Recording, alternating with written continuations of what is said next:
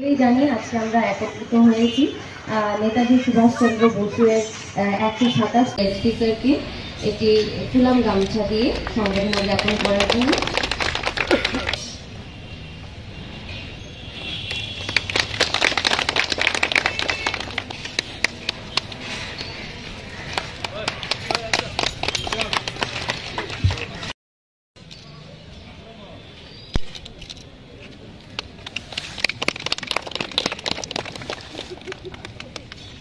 তাই আমরা পতাকা উত্তোলনের কার্যসূচি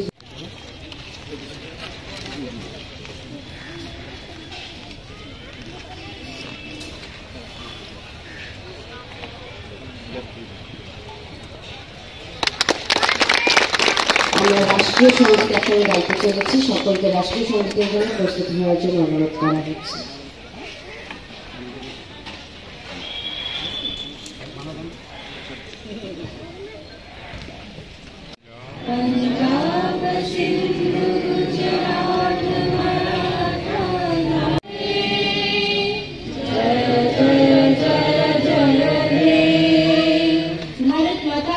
और ये महान व्यक्ति এনেকে আমি জীয়াই ৰাখিব লাগিব আমাৰ মাজত, কাৰণ তেওঁৱে হ'ল অখণ্ড ভাৰতৰ প্ৰথম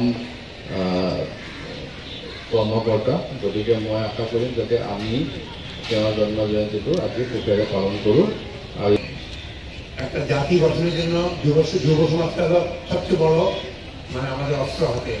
আমাদের 140 জন জনসংখ্যার মধ্যে প্রায় 80% যুবক আছে। এই যুবক সমাজ যদি সঠিক পথে না যায় তাহলে দেশ গঠন করতে পারে না।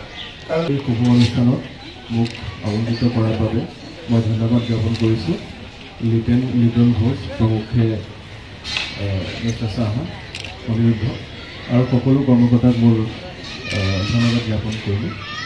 আজি এটা বিশেষ দিন আমাৰ ভাৰতবৰ্ষ আৰু গোটেই পৃথিৱীৰ বাবে।